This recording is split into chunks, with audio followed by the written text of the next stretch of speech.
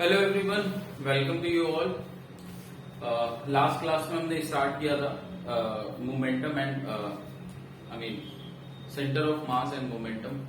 ठीक है, तो सेंटर ऑफ मास का हमने लोकेशन पोजीशन निकालना सीखा था सेंटर ऑफ मास का। ठीक है, एक कॉन्टिन्यूअस मास डिस्ट्रीब्यूशन होता है और एक आपका डिस्क्रीट मास डिस्ट्रीब्यूशन होता है। तो अलग अलग एक के लिए कैलकुलस मेथड पे जाते हैं और एक के दूसरे के लिए अलजेब्रिक सम पे जाते हैं। ठीक है, तो अभी एक क्वेश्चन से स्टार्ट करते हैं। इस क्वेश्चन में आपको एक और सिग्निफिकेंस समझ में आएगा सेंटर ऑफ मास का। ठीक है, सो क्वेश्चन है, find the potential energy of a uniform rod of mass capital M and length L kept vertically standing on the ground. मतलब ग्राउंड पर आपकी एक रॉड है, यूनिफॉर्म है, मतलब कि मास डिस्ट्रीब्यूशन यूनिफॉर्म है। ठीक है, लास्ट क्लास में समझा था क्या होता है यूनिफॉर्मली डिस्ट्रीब्यूटेड मास। ठीक है, उसके बाद इसकी लेंथ आपको दे रखी है L, इसकी लेंथ आपको दे रखा है L। ठीक है, मास है M, कैपिटल M, टोटल इसका पूरी रॉड का। अब आपसे पूछा जा रहा है पोटेंशियल एनर्जी क्या होगी। देखिए, पोटेंशियल एनर्जी क्या होती है, अगर कोई मान लीजिए m मास का पार्टिकल पॉइंट मास है और वो ग्राउंड से h हाइट पे है। ठीक है, तो हम सिंपली mgh लिख देते हैं, लेकिन ये क्या होता है, इसको हम ट्रीट करते हैं पार्टिकल की तरह। ठीक है, अब जैसे अगर ये बॉडी हॉरिजॉन्टली रखी होगी तो हर एक पार्टिकल जो है जिससे ये बॉडी बनी हुई है, हर एक पार्टिकल अपनी किस हाइट पे है, h हाइट पे है। तो इसके लिए भी आप mgh कर सकते हैं। लेकिन जब पार्टिकल स्टैंडिंग, जब आपकी रॉड जो है स्टैंडिंग पोजीशन में है, तो देखिए इसके हर पार्टिकल का हाइट ग्राउंड से डिफरेंट है। तो ऐसे केसेस में आप क्या करेंगे, तो ऐसे केस में देखिए, जब भी आपके पास कॉन्टिन्यूअस मास डिस्ट्रीब्यूशन आता है और आपके पास जो थ्योरी है, जैसे पोटेंशियल एनर्जी निकालना है, तो पोटेंशियल एनर्जी ये एक पार्टिकल पॉइंट मास के लिए वैलिड होता है, mgh ऐसे डायरेक्ट लगा देना। ठीक है, तो या तो सारे पार्टिकल्स जो हैं वो सेम हाइट पे हो तो आप mgh लगा देंगे, लेकिन यहां पर क्या है, हर पार्टिकल की हाइट डिफरेंट। तो अब मुझे पॉइंट मास इस रॉड में पहले ढूंढना होगा। तो एक तरह से जो वो पार्टिकल होता है, उस पार्टिकल को मैं किसी एक पार्टिकल को मैं लूंगा। ठीक है, तो सपोज ये पार्टिकल को लेता हूं, लेकिन इस पार्टिकल का मुझे एलिमेंट लेना होगा। मैं एक पार्टिकल कोई नहीं ले सकता हूं, मुझे ऐसा एलिमेंट लेना होगा जिसकी हाइट ग्राउंड से क्या हो, जिसकी हाइट ग्राउंड से, मतलब जो भी मैं एलिमेंट काटूंगा, सपोज मैंने ये एलिमेंट काटा, तो इस एलिमेंट में क्या वेरी कर रहा है, ये हाइट वेरी कर रही है ना हर पार्टिकल के लिए। ये बेसिकली ये जो हाइट है यही तो वेरी कर रही है हर पार्टिकल के लिए। तो मैंने एक कोई पार्टिकल ले लिया। ठीक है, एक कोई पार्टिकल ले लिया और उसकी हाइट देखी वो x है। अब वहां पर मैंने dx अमाउंट का एलिमेंट काट लिया। एलिमेंट लेना बड़ा इंपॉर्टेंट होता है। एलिमेंट कैसे लेते हैं, देखिए एलिमेंट की प्रॉपर्टी क्या होती है, एक तो एलिमेंट में जो वेरिएशन है, जो वेरिएबल है एलिमेंट में, वेरिएबल क्या है यहाँ पे, हाइट। तो एलिमेंट के हर, मतलब एक एंड एलिमेंट का ये हो गया, दूसरा एंड एलिमेंट का दूसरा किनारा ये हो गया, दूसरा किनारा ये हो गया, पहला किनारा ये हो गया। ठीक है, और इसकी जो ग्राउंड से हाइट है वो x है। तो पहले तो जो एलिमेंट के अंदर जो भी पोर्शन आ रहा है, उस पूरे पोर्शन की हाइट देखिए थोड़ी सी तो वेरी करेगी, थोड़ी सी तो वेरी करेगी। अगर ये नीचे वाले पोर्शन को लूंगा तो इसकी हाइट x है, ऊपर वाले पोर्शन को लूंगा तो उसकी हाइट x प्लस dx है। लेकिन ये वेरिएशन क्या है, नेग्लिजिबल। ठीक है, तो आपका एलिमेंट का जो भी डायमेंशन का मतलब अगर लेंथ है तो लेंथ, विड्थ के अलोंग ले रहे हैं अगर एलिमेंट तो विड्थ हो गया, वो नेग्लिजिबल होनी चाहिए, ताकि जो मैं अपने रेफरेंस पॉइंट, यहां पे रेफरेंस पॉइंट क्या है, ग्राउंड, ताकि जो मैं अपने रेफरेंस पॉइंट से उसकी दूरी देखूं।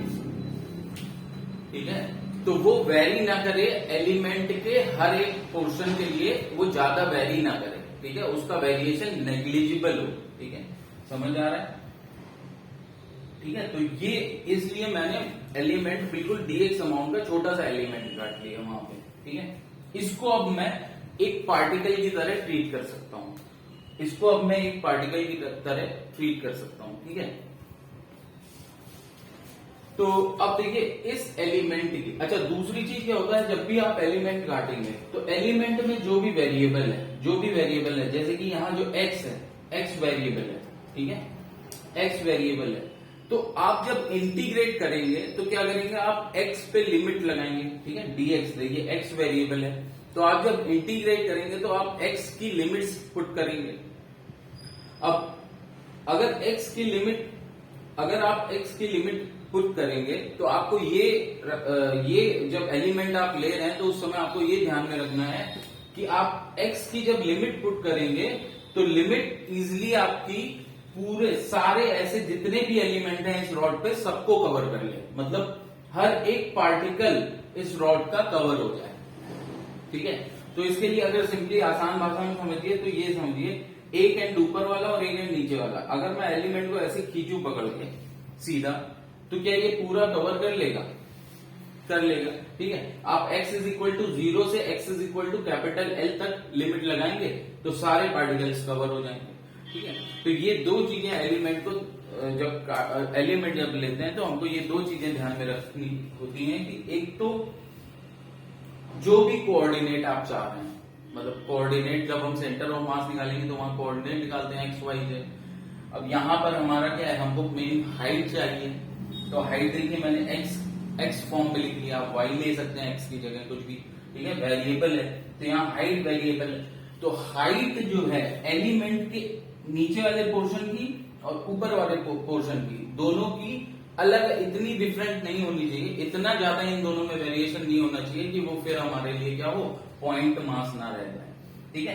तो ये देखिए इसीलिए बहुत पतला सा एलिमेंट काटेंगे ताकि ये जो वेरिएशन है हाइट का dx ये नेग्लिजिबल हो x के सामने, ठीक है। और दूसरी बात क्या थी, दूसरी बात ये थी कि आप जब लिमिट्स पुट करें तो एटलीस्ट वो लिमिट्स जो हैं वो पूरे एलिमेंट को कवर कर लें, ठीक है, इस तरीके से हमको एलिमेंट लेना होता है, ठीक है। अब देखिए, अब यहां पर अगर मैं पूछूं कि आपके जो ये एलिमेंट है इसकी पोटेंशियल एनर्जी क्या होगी, potential energy of small element, ठीक है, तो potential energy of this element वो क्या होगी, सपोज देखिए जो भी छोटी छोटी वैल्यूज होती हैं उनके लिए मैं क्या यूज करता हूँ, डिफरेंशियल वैल्यूज हैं, ठीक है, दिस इज इनफाइनेटेसिमली स्मॉल, मैंने बताया था बहुत ही कम जो होता है दैट इज इनफाइनेटेसिमली स्मॉल, उसके लिए हम लोग डिफरेंशियल वैल्यू इस तरीके से हमारा नोटेशन होता है कि ये डिफरेंशियल वैल्यू बताएगा, ठीक है। तो ये dp हमारा क्या हो जाएगा, मास of the element into g into height of the element, यहाँ पे कितनी x, ठीक है। अब मास ऑफ द एलिमेंट देखिए क्या होगा, मास ऑफ द एलिमेंट आपका अगेन इसका मास जो है पूरी रॉड को देखते हुए काफी डिफरेंशियल अमाउंट का होगा, तो मैं इसको डिनोट कर रहा हूं dm से, ठीक है। अब देखिए dm होगा क्या, तो dm कैसे निकालेंगे,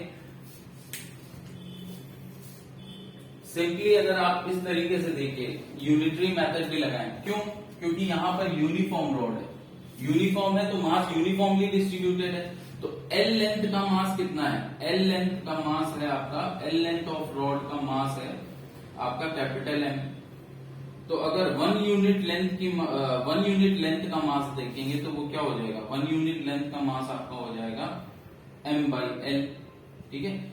इसलिए dx यूनिट लेंथ का मास कितना हो जाएगा, वो हो जाएगा m/l इंटू dx। लेकिन ये यूनिटरी मेथड क्यों लगा रहे हैं, क्योंकि यहाँ पे यूनिफॉर्म रॉड दिया है, तो हर एक जैसे जैसे आपका लेंथ ऑफ द रॉड बढ़ता जा रहा है वैसे वैसे आपका मास भी बढ़ता जा रहा है, इसलिए मैं यूनिटरी मेथड लगा सकता हूं। अब देखिए यहां से जो आपके पास फॉर्मूला निकल के आया डीएम के लिए, वो आया m/l इंटू dx। ठीक है, ये m/l क्या होता है मैंने बताया था, ये m/l होता है linear mass density, linear mass density.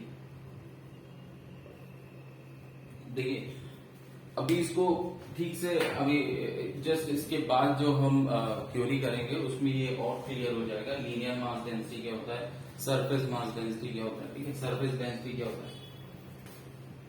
तो देखिए लीनियर मास डेंसिटी से हमको मल्टीप्लाई करना होता है, तो ये मैं ले लूंगा लैम्डा इंटू डीएक्स। तो हमेशा हमारा डीएम क्या होगा, लैम्डा इंटू डीएक्स हो जाएगा। लैम्डा क्या, लीनियर मास डेंसिटी। ठीक है, अगर ये यूनिफॉर्म रॉड ना दी जाती, सपोज आपको यूनिफॉर्म रॉड ना दी जाती, ठीक है, नॉन यूनिफॉर्म रॉड लिखा होता, तो फिर आप इसको कभी इंटीग्रेट नहीं कर सकते थे। कब तक, जब तक आपको लैम्डा और एक्स के बीच में रिलेशन नहीं दिया जाता। तो लैम्डा आपको as a function of x दिया जाएगा उस केस में जब आपको ये यूनिफॉर्म रॉड नहीं दी गई है। ठीक है, तो फिर आप लैम्डा की जगह वो फंक्शन ऑफ एक्स रखेंगे, तब आपकी वैल्यू, तब फिर उसको डीएम को यहां रखें, फिर इंटीग्रेट करेंगे। ठीक है, तो फिलहाल हम अपने क्वेश्चन पे आ जाते हैं। तो देखिए ये हमारा क्या हो जाएगा, potential energy of the element.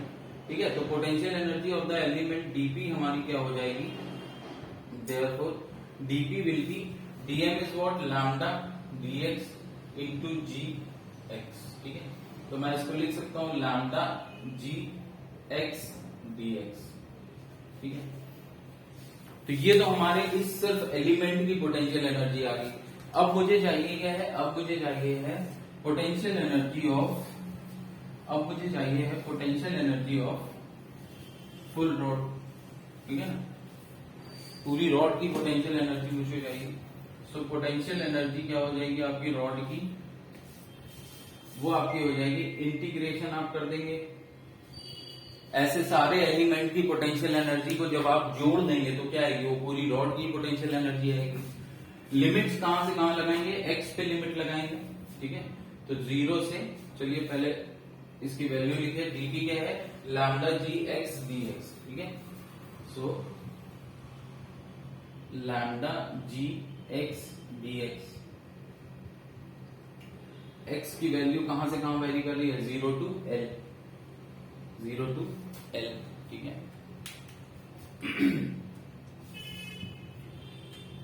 अब देखिए जी कांस्टेंट है, बाहर आ जाएगा, लैम्डा भी यहां कांस्टेंट है। क्यों, क्योंकि लैम्डा यूनिफॉर्म रॉड लिखा है, तो लैम्डा क्या है, m/l है, जो कि कांस्टेंट है। लेकिन in case non uniform rod होता तो लैम्डा सपोज आपको क्या दिया गया है, 2x। ठीक है, तो फिर आप लैम्डा को बाहर नहीं ले सकते थे, लैम्डा की जगह आप क्या 2x पुट करते और उसके बाद इंटीग्रेट करते, तब आपकी फाइनल आएगी पोटेंशियल एनर्जी। लेकिन यहां पर हमारे यूनिफॉर्म रॉड अगर है तो हमारे लिए लैम्डा कांस्टेंट है और लैम्डा और जी बाहर आ जाएगा, अंदर क्या आएगा, 0 टू एल एक्स डीएक्स। ठीक है, अब देखिए ये क्या हो जाएगा आपका, लैम्डा इंटू जी, ये हो जाएगा x square by 2, that is L square by 2। Lambda की वैल्यू पुट करेंगे तो क्या हो जाएगा, लैम्डा की वैल्यू आप पुट कर दीजिए तो क्या आ जाएगा, m/l into g into L square by 2। ठीक है, ये स्मॉल एल, यही कैपिटल एल को मैंने स्मॉल एल लिख दिया। तो ये आपका क्या हो जाएगा, देखिए एक एल कट जाएगा, तो ये हो जाएगा mg इंटू एल बाई 2। ठीक है, ये आपकी पोटेंशियल एनर्जी आ जाती है रॉड की, जो कि स्टैंडिंग पोजीशन पे है और यूनिफॉर्म रॉड है। ठीक है, तो ये तो आपका टोटल मास है रॉड का, ये एक्सेलरेशन ड्यू टू ग्रेविटी, और ये L/2 क्या है। तो आई थिंक आपको याद हो कल हमने जब यूनिफॉर्म रॉड का सेंटर ऑफ मास निकाला था, तो वो किस डिस्टेंस पे आया था, वो आया था L/2 पे, from one of the corner, एक किसी कॉर्नर से L/2 पे ही आया था। ठीक है, तो अब आप सपोज करिए कि अगर मैं इस रॉड को रिप्लेस कर दूं किससे, सपोज अगर मेरे पास एक पॉइंट मास है, एक पार्टिकल है, ये रॉड ना होके मेरे पास एक जस्ट पार्टिकल है, पॉइंट मास, और उसका मास कितना है, कैपिटल एन, उसका मास भी क्या है, सेम एज जितना रॉड का मास है, ठीक है, जितना रॉड का मास है उतना ही इस पार्टिकल का मास है। अब उसको अगर मैं L/2 हाइट पे रख दूं ग्राउंड से, तो इसकी भी पोटेंशियल एनर्जी क्या हो जाएगी, इसकी भी पोटेंशियल एनर्जी हो जाएगी mgL/2, ठीक है, mgL/2, ठीक है, जो कि इस समय इस रॉड की पोटेंशियल एनर्जी, ठीक है। मास क्या है, पार्टिकल का सेम मास है, ठीक है, और L/2 हमारी क्या है, L/2 हाइट पे मैंने उसको रख दिया, तो वो हमारा पोटेंशियल एनर्जी कितना दे रहा है, सेम। तो अब देखिए, क्या मैं इस रॉड को इस तरीके के कॉन्फ़िगरेशन से रिप्लेस कर सकता हूं? क्यों? क्योंकि पोटेंशियल एनर्जी क्या होती है, पोटेंशियल एनर्जी बेसिकली एनर्जी है कैपेबिलिटी टू डू वर्क। तो जो ये रॉड इस पोजीशन पे काम कर सकती है, वही ये पार्टिकल भी कर सकता है ना, और L/2 पे इसको रखना है, ठीक है। तो जब भी हमारे पास कुछ कॉम्प्लिकेटेड सिचुएशन आएंगी, जो कि अभी हम आगे देखेंगे, ठीक है, तो उसमें हमको ये याद रखना है कि सेंटर ऑफ मास ऐसा पॉइंट है, पहले तो हमने कल पढ़ा था सेंटर ऑफ मास क्या होता है, जहां पे whole mass of the body is assumed to be concentrated, जहां पर हम मानते हैं कि पूरी बॉडी का पूरा मास जो है कॉन्सेंट्रेटेड है, ठीक है। तो बेसिकली तो अब हमको क्या करना होगा, अब हमको अगर इतनी बड़ी रॉड है, ठीक है, इतनी बड़ी रॉड है, और अगर मुझे देखिए उसका सेंटर ऑफ मास पता है कि L/2 डिस्टेंस पे है, ठीक है, तो हम अपने आप समझ सकते हैं कि ये पूरा मास एक तरह से पॉइंट मास से रिप्लेस कर सकते हैं, और उस पॉइंट मास को सेंटर ऑफ मास पे रख दो, ठीक है। वो पॉइंट मास का मास कितना होगा, जितना इस रॉड का है, ठीक है। तो मैं रिप्लेस कर सकता हूं इस बॉडी को कैसे, कि इतने ही मास का एक पॉइंट मास लूं, और उसको जो ये इसका सेंटर ऑफ मास है उस सेंटर ऑफ मास पे एज्यूम कर लूं कि वो सेंटर ऑफ मास पे रख दिया, राइट। तो सारा इफेक्ट सेम रहेगा, ठीक है, कुछ चेंजेस नहीं आते हैं, ठीक है। तो ये भी एक सेंटर ऑफ मास की प्रॉपर्टी है। तो अब देखिए, अब आपको देखिए इतना ये इंटीग्रेशन की जरूरत ही नहीं पड़ती कि अगर आपको पहले से पता होता है ये वाली प्रॉपर्टी, ठीक है, सेंटर ऑफ मास की, तो आपको इंटीग्रेशन की जरूरत ही नहीं। आपसे अगर पूछा जाएगा कि what is the potential energy, तो आपको पता है कि ये यूनिफॉर्म रॉड है, L/2 डिस्टेंस पे इसका सेंटर ऑफ मास होगा, ठीक है, और अगर L/2 डिस्टेंस पे इसका सेंटर ऑफ मास है, अब whole mass will be concentrated at the centre of mass.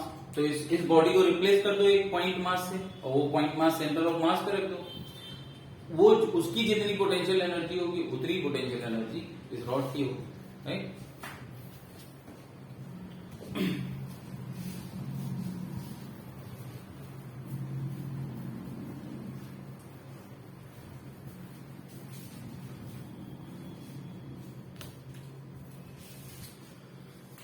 तो अब देखिए, जब हमको कोई भी रिजिड बॉडीज क्या होती हैं, जिसमें अब हमारे पास क्वेश्चन क्या आता है, हमारे पास क्वेश्चन आते हैं कि बेसिकली आपका जो सेंटर ऑफ मास है, ठीक है, तो वो हमको उसकी पोजीशन पता करनी होती है फॉर डिफरेंट बॉडीज। मतलब अब डिफरेंट रिजिड बॉडीज का मतलब क्या है, अब देखिए बॉडीज कई तरीके की होती हैं, एक वन डायमेंशनल बॉडी होगी, ठीक है, रिजिड बॉडीज हमारी कितने तरीके की होती हैं, ठीक है, या तो आपको वन डायमेंशनल बॉडीज मिलेंगी, या टू डायमेंशनल बॉडीज मिलेंगी, या फिर थ्री डायमेंशनल बॉडीज मिलेंगी, राइट। तो देखिए, वन डायमेंशनल बॉडीज बेसिकली होती क्या है। जब आपको वन डायमेंशनल बॉडी मिलेंगी, तो देखिए कुछ भी कोई ऐसी सॉलिड बॉडी होगी नहीं जिसके जो बेसिकली 3D ना हो, 1D हो।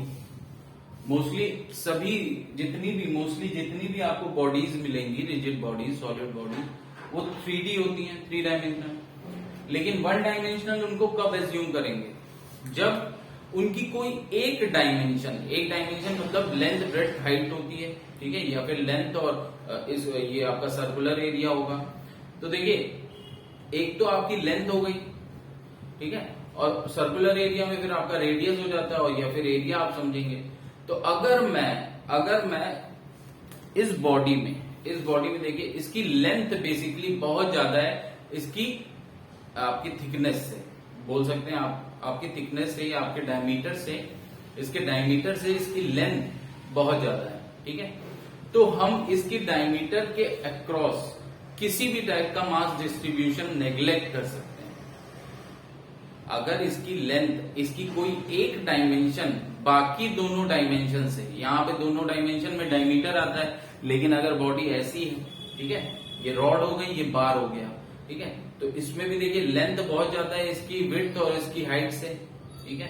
तो हम किसी भी तरीके का mass distribution across along width और अलोंग हाइट नेग्लेक्ट कर सकते हैं, और सिर्फ ये मान सकते हैं कि इसका mass distribution along the length है, ठीक है। तो ऐसी बॉडीज को जिसका एक dimension, one of the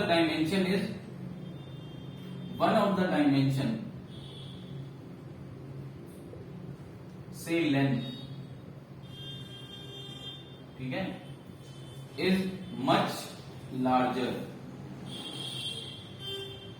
compared to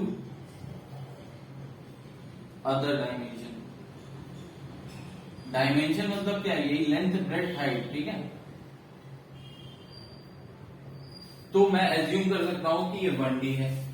2D में क्या होगा, 2D में वही, यहां पे वन ऑफ द डायमेंशन, यहां पे दो डायमेंशन। तो ये बॉडी जनरली आपकी 3D होगी, लेकिन अगर मैं पेज लू, मान लीजिए पेज, अगर एक पेज लेता हूं मैं, तो पेज की देखिए क्या होता है, लेंथ एंड विड्थ ये सब्सटेंशियल होती हैं, ठीक है। मतलब ये लेंथ और विड्थ ये आपस में मतलब इनकी जितनी इसकी लेंथ होगी किसी भी पेज की और जितनी इसकी विड्थ होगी, उसके हिसाब से अगर मैं थिकनेस ऑफ द पेज देखूं तो वो बहुत ही कम होगी, राइट।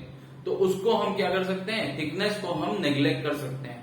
तो अगर ऐसी कोई बॉडी है जिसकी दो डायमेंशंस है ना, जिसकी थर्ड डायमेंशन जो है, थर्ड डायमेंशन को नेग्लेक्ट किया जा सकता है, तो ऐसी बॉडी हमारी 3D में आ जाएगी, 2D में आ जाएगी, ठीक है। तो थर्ड डायमेंशन इज नेग्लिजिबल।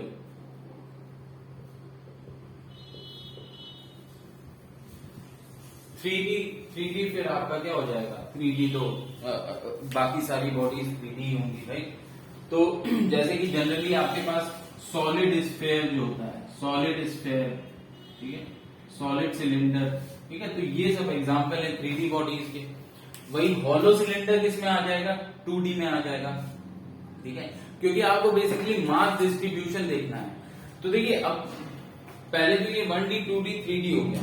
अब देखिए 1D में क्या आएगा, 1D में हम जो मास डिस्ट्रीब्यूशन मानेंगे अपना सेंटर ऑफ मास कैलकुलेशन के लिए, हमको मास डिस्ट्रीब्यूशन पहले देखना होगा ना कि किस डायमेंशन के अलोंग है, क्योंकि फिर अकॉर्डिंगली हमको एलिमेंट लेना होगा और फिर उसको इंटीग्रेट करना होगा, ठीक है।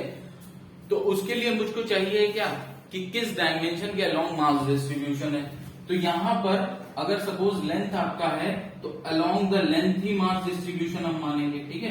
तो हम एज्यूम करेंगे कि मास डिस्ट्रीब्यूशन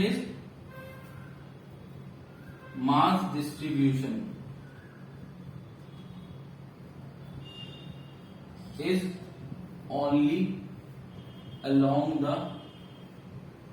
लेंथ, ठीक है।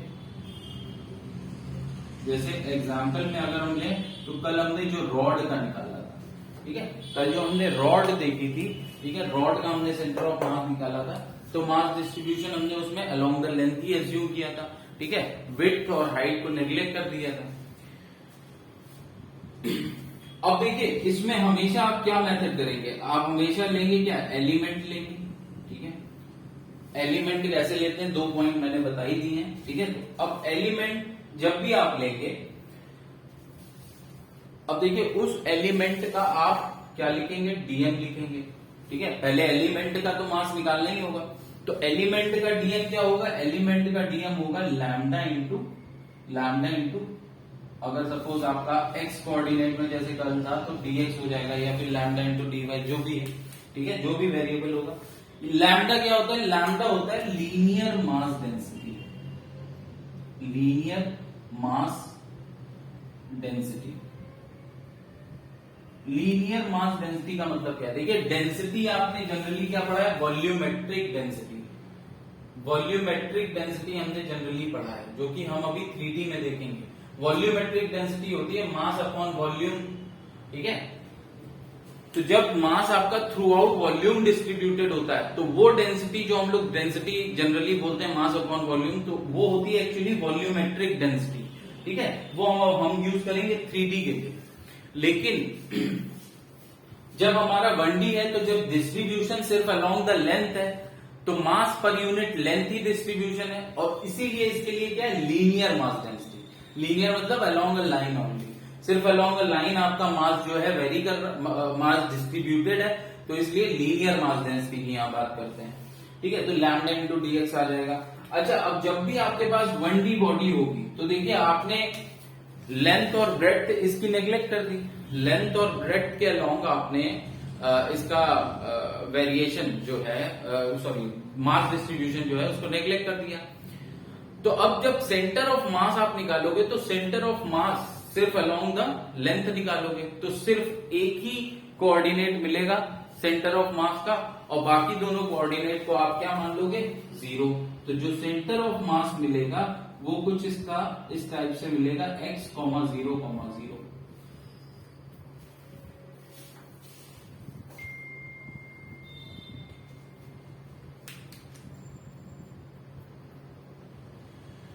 ठीक है।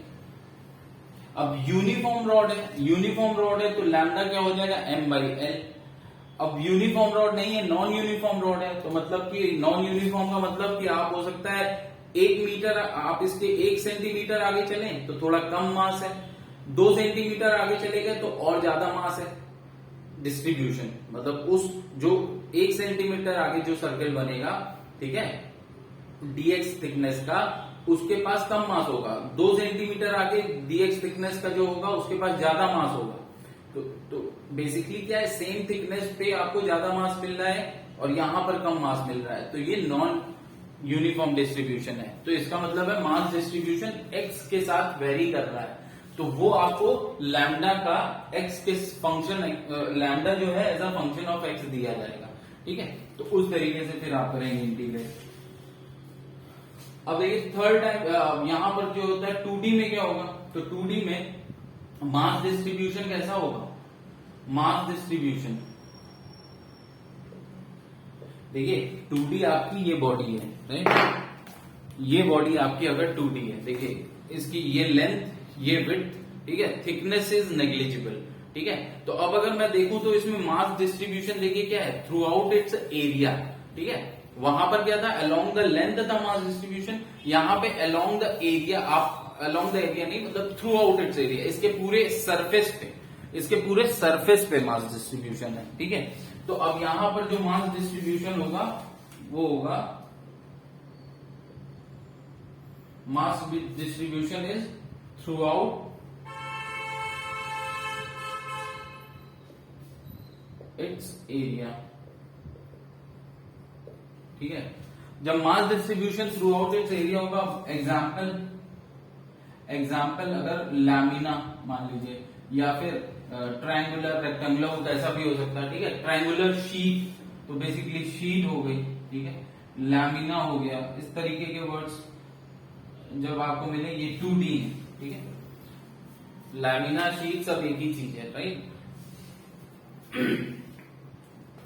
अब इसमें क्या करेंगे आप? इसमें फिर से वही कुछ एलिमेंट ऐसा काटेंगे, ठीक है। अब यहां पर देखिए 2 कोऑर्डिनेट्स निकलेंगे, यहां पर देखिए 2 कोऑर्डिनेट्स निकलेंगे आपका। अगर सपोज ये है, उसका सेंटर ऑफ मास, अगर ये यूनिफॉर्म बॉडी है तो आप ये जानते ही हैं कि इसका जो ज्योमेट्रिकल सेंटर होगा, जो सेंट्रॉइड होगा, वही इसका सेंटर ऑफ मास होगा। तो अगर ये सेंटर ऑफ मास है तो आपने मान लीजिए किसी भी, अगर ये आपकी एक्स वाई एक्सिस और ये एक्स एक्सिस है और ये सेंटर ऑफ मास है, तो इस सेंटर ऑफ मास के 2 कोऑर्डिनेट्स हो जाएंगे एक्स और वाई, तो दोनों आपको निकालने होंगे, ठीक है। तो दोनों के लिए क्या करेंगे आप? अलग अलग एलिमेंट लेंगे पहले, तो ठीक है, वो अभी हम कुछ एग्जांपल्स देखेंगे। ठीक है, लेकिन यहाँ पर एटलीस्ट आपको ये समझना है कि जो डीएम होगा, ठीक है, हमको सेम करना होगा, एलिमेंट लेना होगा, हम डीएम लेंगे। अब डीएम क्या होगा, डीएम होगा सिग्मा इंटू डीए, क्योंकि अब जब यहां पर आप लेंथ, यहां पर जब आप स्ट्रिप काटेंगे तो उस स्ट्रिप का कुछ एरिया होगा, डीए मान लेते हैं वो। ठीक है, क्योंकि अब जो मास डिस्ट्रीब्यूशन है वो अलोंग द लेंथ ना होके अलोंग द एरिया है। ठीक है, अलोंग द लेंथ ना होके अलोंग द एरिया है। ठीक है, तो आपको डीए, उस स्ट्रिप का कुछ एरिया होगा, वो डीए हो गया। और सिग्मा क्या होगा, सिग्मा आपका होगा surface charge, surface mass density. Sigma का नाम क्या है, सिग्मा का नाम है सरफेस मास डेंसिटी। सिंपली जैसे ये लीनियर मास डेंसिटी क्या होता है, लीनियर मास डेंसिटी होता है मास अपॉन लेंथ, वैसे ही सिग्मा क्या है, सरफेस मास डेंसिटी, मतलब मास अपॉन एरिया। मतलब अगर ये मेरे पास 2D बॉडी है, इसका मास कैपिटल M है और एरिया इसका L इंटू बी है, तो मास अपॉन दिस एरिया ये होगा हमारा सिग्मा। सिग्मा हमारा होगा मास अपॉन एरिया। अब देखिए, अगर फिर से वही बात आती है, अगर ये यूनिफॉर्म बॉडी है तब तो सिग्मा ये होगा मास अपॉन एरिया। अगर नॉन यूनिफॉर्म बॉडी है तो फिर सिग्मा आपका वेरी करेगा और उसकी इक्वेशन आपको दी जाएगी। ठीक है, तो लेकिन हमको यूनिफॉर्म बॉडी से मोस्टली डील करना होता है, तो सिग्मा हमारा क्या है, मास अपॉन एरिया। ठीक है, तो ये हो गया आपका सरफेस चार्ज डेंसिटी। अब यहां पर जो आपको सेंटर ऑफ मास जब भी आपको 2D बॉडी में मिलेगा तो सेंटर ऑफ मास कैसा मिलेगा, उसके कोऑर्डिनेट्स आपके हो जाएंगे x, y, 0 है। ठीक है, 3D बॉडी में आप देखिए, 3D बॉडी में आपका क्या हो जाएगा, मास डिस्ट्रीब्यूशन कैसा होगा, जैसे कि अगर मैं सॉलिड सिलेंडर की बात करूं, अब देखिए अगर मैं इसकी विड्थ और इसकी हाइट को नेग्लेक्ट ना करूं, इसके लेंथ के अकॉर्डिंग, अगर मैं इसकी विड्थ इसकी हाइट के क्रॉस भी देखूं, इसको भी अगर मैं कंसीडर करूं विड्थ और हाइट को, तो अब देखिए ये क्या है, ये 3D बॉडी है। अब इसके पूरे volume, through out its volume क्या है, मास डिस्ट्रीब्यूशन है। तो अब हम 3D बॉडी क्या है, 3D बॉडी वो है जब हम इसके पूरे वॉल्यूम के में मास डिस्ट्रीब्यूशन मानेंगे। जैसे कि for example solid cylinder, solid cone, solid sphere, right, जिसको स्फेयर भी बोल सकते हैं, क्योंकि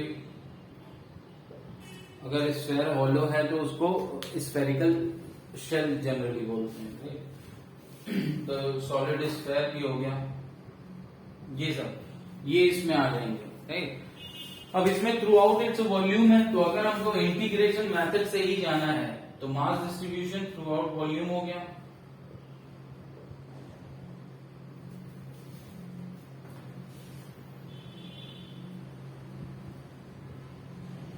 थ्रू आउट इट्स वॉल्यूम, है ना। और अगर हमको इंटीग्रेशन मेथड पे ही जाना है तो फिर हमको डीएम क्या होगा, यहाँ पर डीएम हो जाएगा रो इंटू डीवी, जहां पे डीवी क्या हो जाएगा, डीवी हो जाएगा एलिमेंट का वॉल्यूम, और रो क्या हो जाएगा, वॉल्यूमेट्रिक डेंसिटी, जिसको हम लोग सिंपली डेंसिटी भी बोलते हैं। ठीक है, वॉल्यूमेट्रिक डेंसिटी ऑफ बॉडी, ठीक है, वॉल्यूमेट्रिक डेंसिटी ऑफ बॉडी, जिसको हम लोग क्या बोलते हैं, मास अपॉन वॉल्यूम। ठीक है, मास of the body upon volume of the body. ठीक है, और फिर यहां पर आपको जो कोऑर्डिनेट्स मिलेंगे वो क्या क्या मिल जाएंगे, एक्स, वाई और जेड, तीनों मिलेगा। ठीक है,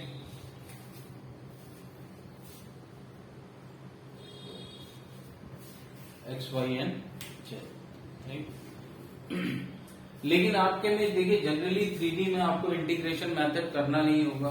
ठीक है, क्योंकि मतलब इसका 3D में आपके पास जो भी इक्वेशंस जो भी आपको निकालना होगा तो उसमें कुछ ऐसा आएगा कि आपको सिमिट्री से बहुत कुछ दिख जाएगा। ठीक है, कुछ दो कोऑर्डिनेट्स हो सकता है आपके सिमिट्री से ही आ जाए। क्योंकि इसमें भी देखिए क्या है, अगर सॉलिड सिलेंडर है और अगर ये यूनिफॉर्म बॉडी है तो इसका भी जो ज्योमेट्रिक सेंटर होगा, मतलब जो सेंट्रॉइड होगा, वही इसका क्या होगा, सेंटर ऑफ मास भी होगा। ठीक है, तो अब कुछ एक स्टैंडर्ड बॉडीज का हम लोग सेंटर ऑफ मास निकाल के देखते हैं, राइट। अच्छा, ये 1D देखिए, रिंग जो होती है, एक चीज है रिंग एंड डिस्क, इन दोनों में क्या डिफरेंस होता है। देखिए, रिंग होती है बीच से हॉलो, ठीक है, सिर्फ और सिर्फ मास डिस्ट्रीब्यूशन क्या होगा, पेरीफेरी पे होगा। रिंग भी सर्कुलर है, डिस्क भी सर्कुलर है, लेकिन रिंग में मास डिस्ट्रीब्यूशन सिर्फ और सिर्फ पेरीफेरी, सर्कमफेरेंस के अक्रॉस होगा, ठीक है ना, किनारे किनारे पे होगा, ठीक है। बट डिस्क में क्या होता है, थ्रू आउट इट्स एरिया, मतलब कि पूरा ये हॉलो नहीं होती है, इसमें बीच में भी आपके जो है मास डिस्ट्रीब्यूशन होगा। तो मैं कह सकता हूं यहाँ पे सरफेस डिस्ट्रीब्यूशन, मतलब distribution through out it's area होता है, और यहाँ पे अलोंग वन डायमेंशन ओनली, मतलब से लेंथ, यहाँ पर लेंथ लिखा है, लेकिन अब रिंग की लेंथ क्या हो गई, दैट इज पेरीमीटर, ठीक है, 2πr, तो अलोंग दैट पेरीमीटर ही इसमें होता है, ठीक है। तो रिंग आपका 1D में आ जाएगा, राइट। चलिए अब कुछ सेंटर ऑफ मास देखते हैं, कुछ स्टैंडर्ड बॉडीज के, ठीक है।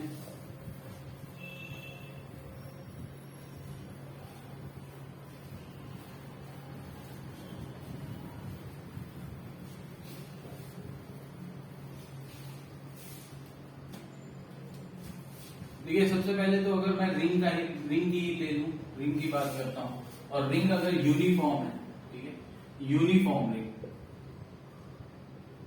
रिंग अगर आपकी यूनिफॉर्म है, तो देखिए अगर यूनिफॉर्म रिंग है तो कोई प्रॉब्लम ही नहीं। ऑल्दो देखिए यहां पर मास डिस्ट्रीब्यूशन कहां होगा, सिर्फ और सिर्फ पेरीफेरी पे, ठीक है, मास यहीं पर डिस्ट्रीब्यूटेड है। लेकिन क्योंकि ये यूनिफॉर्म है, तो इसका जो सेंट्रॉइड होगा, तो अब सर्किल का सेंट्रॉइड क्या होता है, इसका सेंटर, तो यही आपकी क्या हो जाएगी, सेंटर ऑफ मास भी हो जाएगा रिंग का, ठीक है। लेकिन अब मैं अगर वही डिस्क की बात कर लूं, यूनिफॉर्म डिस्क, ठीक है, यूनिफॉर्म डिस्क, तो अगर मैं यूनिफॉर्म डिस्क की बात करूं, तो देखिए अब मास डिस्ट्रीब्यूशन पूरे सरफेस पे होगा, ठीक है। लेकिन फिर से यही बात है, अगर ये यूनिफॉर्म है, तो इसका ये यूनिफॉर्म है, तो इसका सेंट्रॉइड क्या होगा, इसका ज्योमेट्रिक सेंटर, ठीक है। लेकिन मैं अगर अब इसी को हाफ कर दूं, सपोज मैं सबसे पहले क्या करता हूं, रिंग को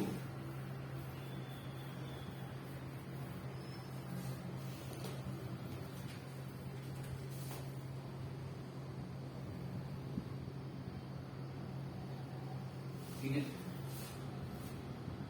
ये हमारी रिंग हो गई, ठीक है, half uniform half circular ring या हेमीस्फेरिकल रिंग, ठीक है, यूनिफॉर्म सॉरी नॉट हेमीस्फेरिकल, कहां से हो जाएगा, सेमी सर्कुलर रिंग, ये आपकी सेमी सर्कुलर रिंग होगी, ठीक है। अब इसके लिए देखिए हमारा सेंटर तो यहां पर, ठीक है, सेंटर ऑफ द, अगर ये पूरे सर्किल का देखें तो, ठीक है। अब मुझे देखिए सिर्फ मास डिस्ट्रीब्यूशन सिर्फ यहां पर है, ठीक है, ये डायमीटर है ना? ये मास डिस्ट्रीब्यूशन सिर्फ और सिर्फ ये सॉलिड लाइन है, ठीक है। अब मुझको देखिए मास डिस्ट्रीब्यूशन कहां पर है, अलोंग द, तो अब ये सपोज कि आपका जो ये रिंग है, ठीक है, इसका मास है m, ठीक है, और इसकी रेडियस r है, ठीक है। ये आपका मास दिया गया है कैपिटल M, और इसकी रेडियस दी गई है r, ठीक है।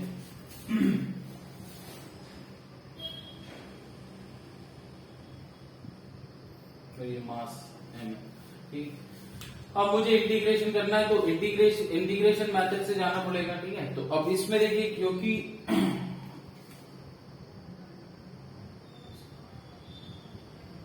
तो मैं इस एक्सिस को अपनी y ले ले रहा हूं, इस तरफ x है, ठीक है।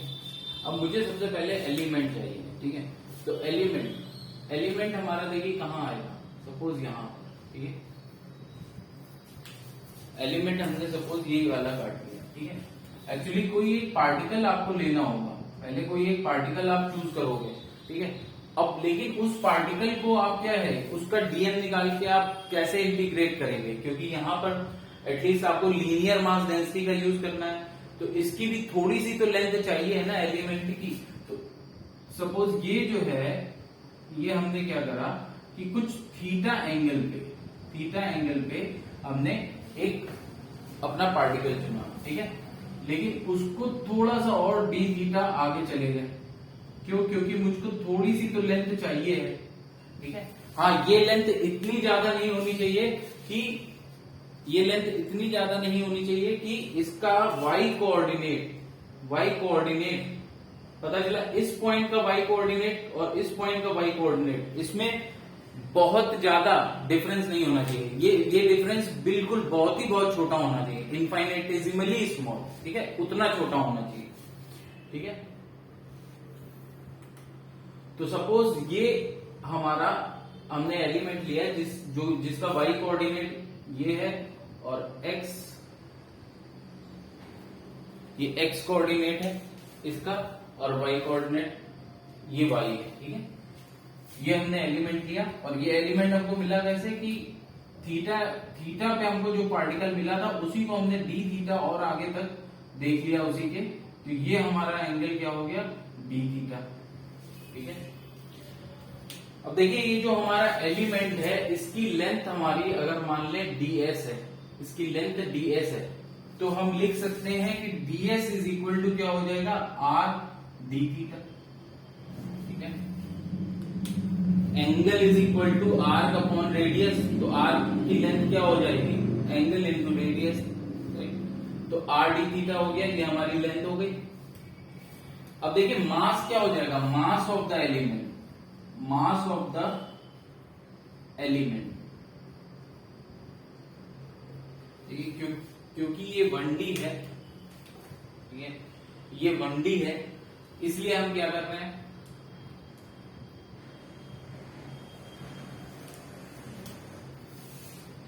इसलिए हमको बेसिकली हम क्या कर रहे हैं, जो हम एलिमेंट ले रहे हैं वो उसकी सिर्फ लेंथ को देख रहे हैं, ठीक है।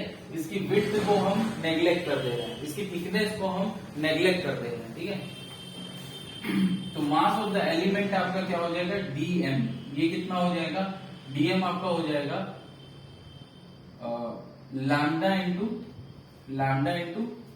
ds, ठीक है, लैम्डा इंटू ds, क्योंकि ds की हमारी क्या हो गई, लेंथ हो गई उसकी। अब देखिए लैम्डा हमारा क्या है, लैम्डा हो जाएगा मास, ठीक है। लैम्डा क्या हो जाएगा, लैम्डा हो जाएगा आपका मास ऑफ द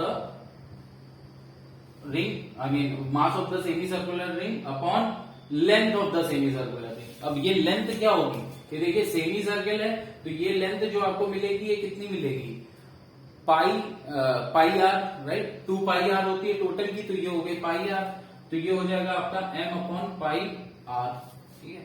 और ds आपका क्या है, ds है आपका आर डी थीटा, ये आपका आर डी थीटा आ गया, ठीक है। तो आई थिंक dm यहां से क्या आ जाता है, dm आपका आ जाता है आर कैंसिल हो जाएगा, m upon pi into D theta, ठीक है, ये आपका dm आ गया। अब देखिए, अब मैंने ओरिजिन तो अपना यही माना है ना, ओरिजिन यही माना है। अब मुझे सपोज पहले क्या निकालना है, y कोऑर्डिनेट निकालना है। पहले हम y कोऑर्डिनेट की बात करते हैं।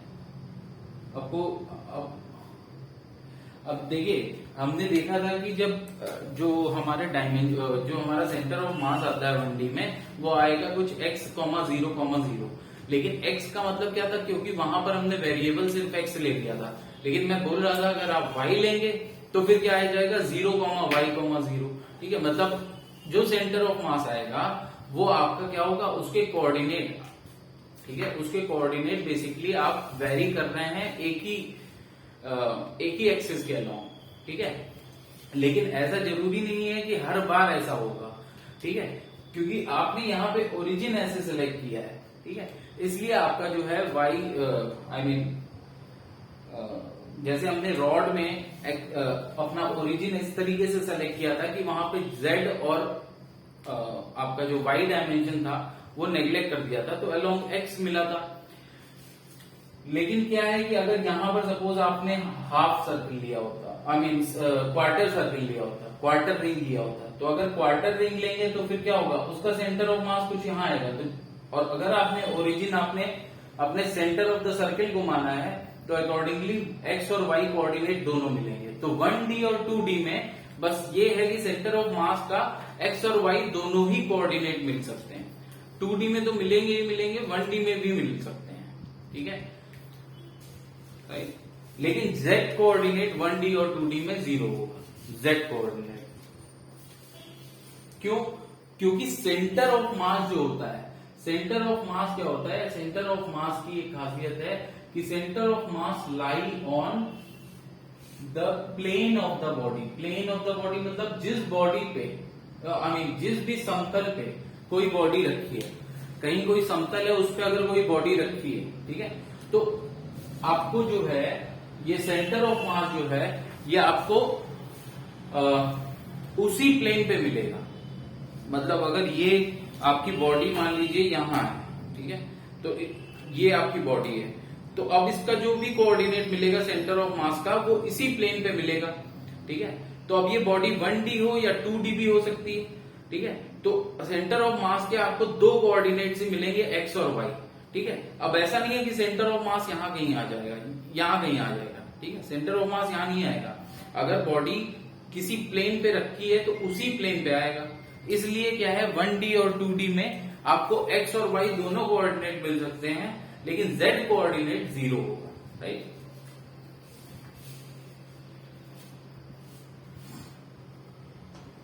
तो ये आपका देखिए y कोऑर्डिनेट यहां पर जो है पहले हम कैलकुलेट कर रहे हैं।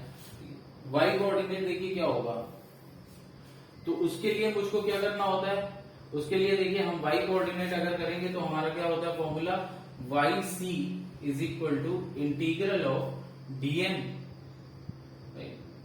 Into y upon integral of dm। yc क्या होता है, yc होता है हमारा dm into y upon integral of dm, ठीक है। तो dm इंटू y, अब dm क्या है, तो dm है m by pi D theta. y क्या है, तो देखिए y यहां से मैं लिख सकता हूं, अगर ये r है, अगर ये देखिए ये रेडियस आपकी r है, ये एंगल थीटा है, तो y क्या हो जाएगा, y हो जाएगा r साइन थीटा, ठीक है। और x क्या हो जाएगा, x हो जाएगा r cos थीटा, ठीक है। तो यहां पर मैं वैल्यूज को पुट करता हूं, ठीक है। तो dm हमारा देखिए dm क्या हो जाएगा, dm आपका आ जाएगा m by pi D theta into y क्या हो जाएगा, y है r साइन थीटा अपॉन फिर से नीचे m by pi D theta, ठीक है। अब देखिए यहां पर हमारा वेरिएबल क्या था, डी थीटा, ठीक है। वेरिएबल क्या था, बेसिकली ds था, लेकिन ds जैसे जैसे वेरी करेगा वैसे वैसे डी थीटा भी वेरी करेगा, ठीक है। तो हमने कन्वर्ट कर लिया है, तो अब हमें लिमिट्स किस पे पुट करनी है, डी थीटा पे, ठीक है। तो देखिए अगर मैं थीटा को 0 से लेके कितना रख दूं, पाई। जब भी आप ऐसी इक्वेशंस में लिमिट रखेंगे तो डिग्री की फॉर्म में नहीं रखेंगे कि डिग्री, जैसे यहां पर m by pi into D theta है, तो थीटा आएगा इंटीग्रेट होके। अब थीटा की जगह आप 180 नहीं रख देंगे, रेडियन में सॉल्व करिए, ठीक है। तो इक्वेशन क्या है, आई मीन जो आपको लिमिट्स पुट करनी हो क्या है, थीटा इज इक्वल टू 0 से theta is equal to pi, ठीक है। तो थीटा इज इक्वल टू 0 से पाई, 0 से पाई।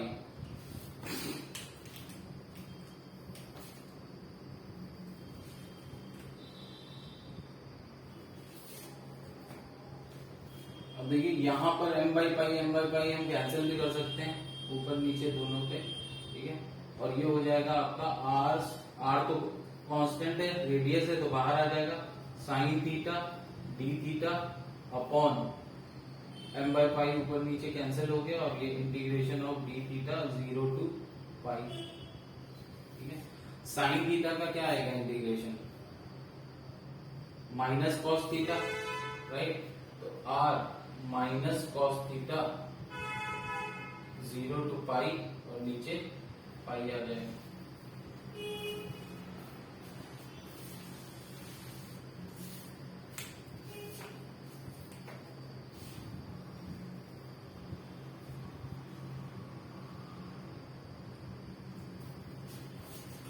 अब देखिए यहां पर हम पुट करेंगे माइनस साइन, अगर मैं बाहर ले लूं, ठीक है,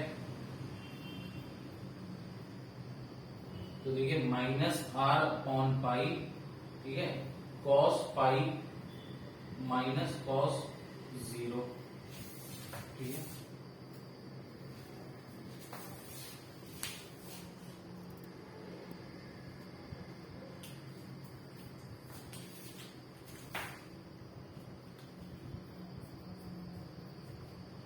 ये देखिए साइन थीटा का आ गया माइनस कॉस थीटा, ठीक है, r बाहर था और ये लिमिट से 0 to पाई और नीचे डी थीटा इंटीग्रेट होके आएगा थीटा और लिमिट पाई माइनस 0 पाई, ये आ गया, ठीक है। फिर माइनस साइन बाहर ले लिया, माइनस r अपॉन पाई हो गया, अंदर cos pi upper limit minus lower limit, तो कॉस थीटा था तो कॉस पाई माइनस कॉस 0, ठीक है। अब देखिए कॉस पाई क्या होगा, कॉस पाई आपका होगा, कॉस पाई आपका क्या हो जाएगा,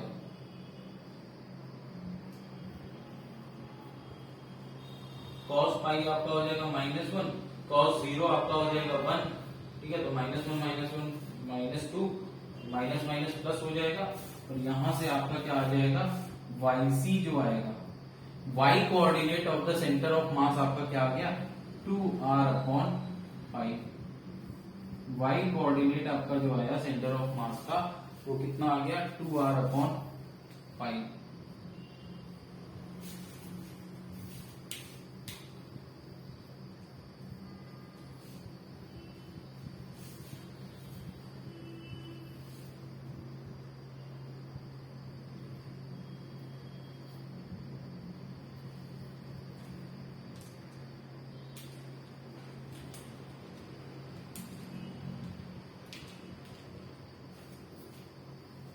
एक करेक्शन जो टेबल में करवाया है वो कर लीजिएगा कि जो 1D में हमने जो सेंटर ऑफ मास का कोऑर्डिनेट लिखा है वहां x, 0,0 कर लिया था, वहां पे y कोऑर्डिनेट भी मिल सकता है, राइट। तो x, y, 0 जो कि मैंने बताया ऐसा क्यों हो सकता है, right, because centre of mass lying on the plane of the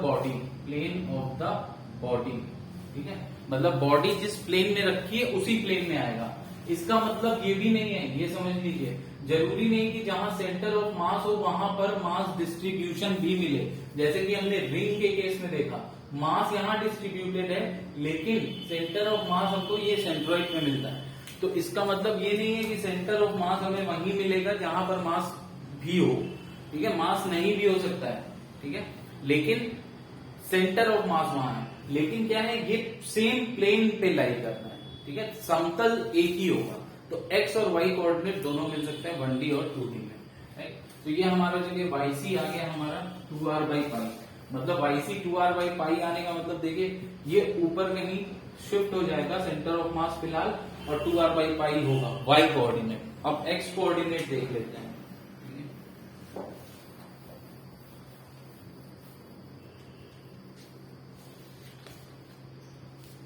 देखिए जब हमको x कोऑर्डिनेट निकालना होता है तो x कोऑर्डिनेट के लिए हम क्या करेंगे,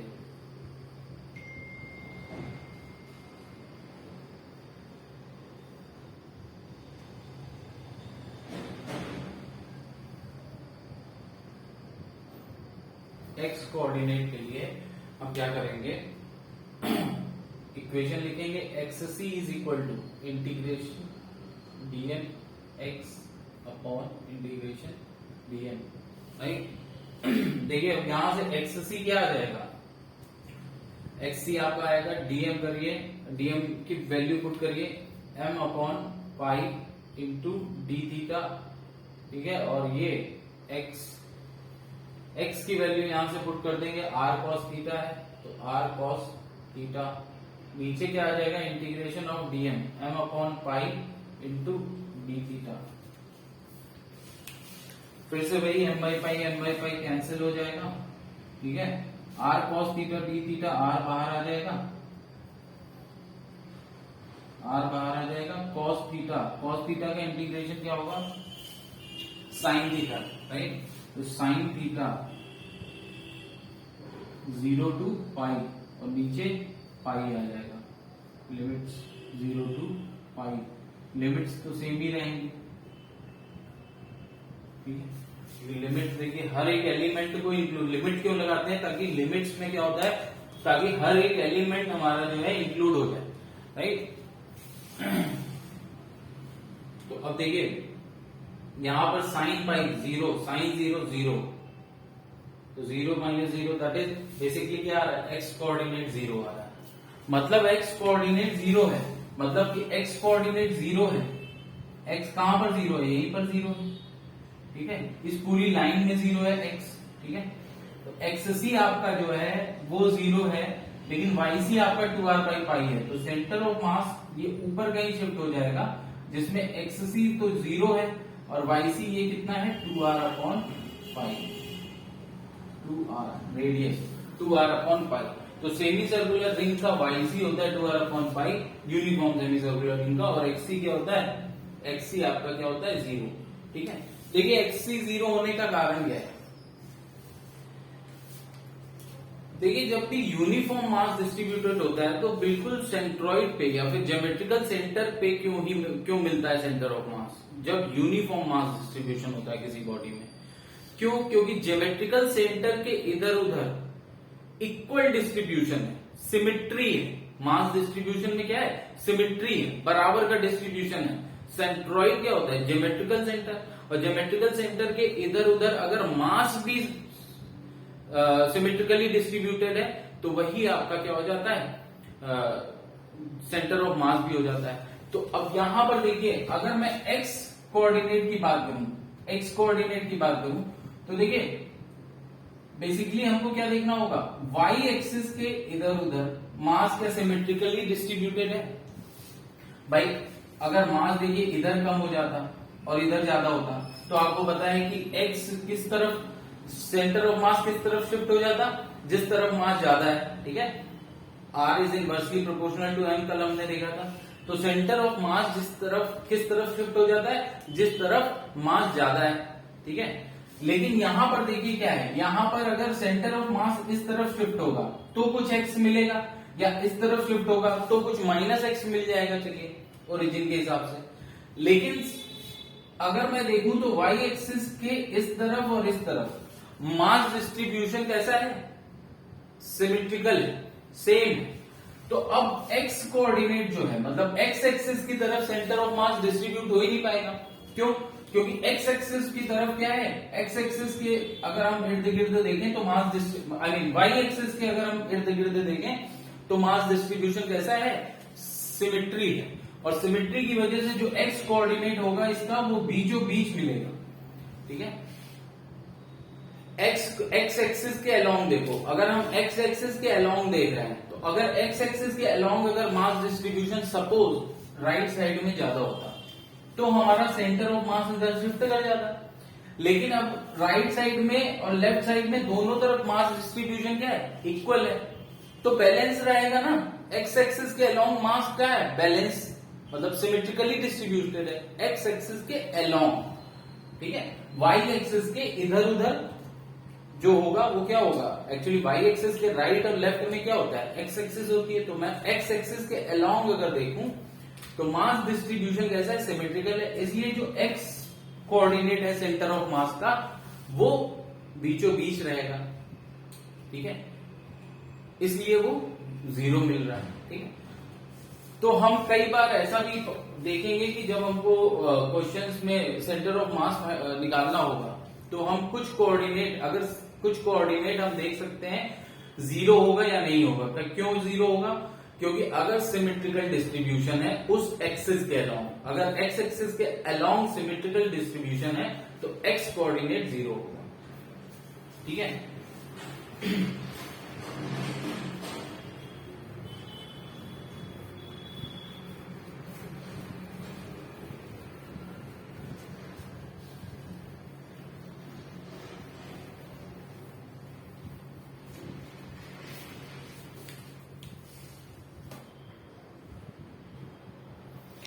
centre of mass of the semi circular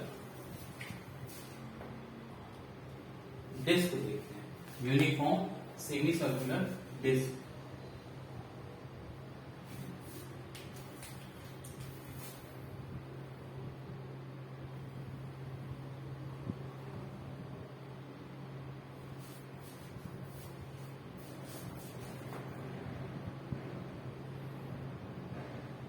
ये मैं अपना जो सेंटर ऑफ द डिस्क होगा उसको मैं सेंटर ऑफ द डिस्क, ठीक है ना, सेंटर वो का सेंटर ऑफ द सर्कल, जिस I mean that circular disc जिसका ये सेमी सर्कुलर डिस्क पार्ट, ये वो सेंटर को मैं मान रहा हूं ओ, ओरिजिन। ये हमारा एक्स हो गया, ये हमारा वाई हो गया, ठीक है। अब देखिए एलिमेंट इसमें लेना एक आई मीन एलिमेंट इसमें कैसे लें। देखिए एलिमेंट हमको इस तरीके से लेना है, पहली चीज कि वो एलिमेंट पे हम लिमिट्स लगा सकें, जिससे कि वो लिमिट्स आई मीन वो लिमिट जब हम पुट करें तो वो पूरा पूरा हमारा एक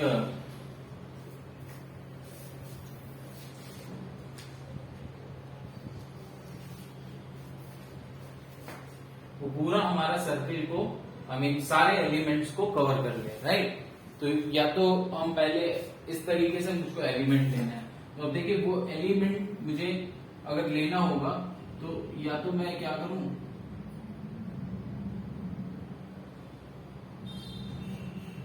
एक थीटा डिस्टेंस पे, है ना। अब देखिए मुझको ये पूरा मेरा एलिमेंट होगा, ये पूरा मेरा एलिमेंट होगा, ठीक है। क्योंकि अब मास डिस्ट्रीब्यूशन सिर्फ यहां पर नहीं है, मास डिस्ट्रीब्यूशन इस पूरे एरिया में है, ठीक है।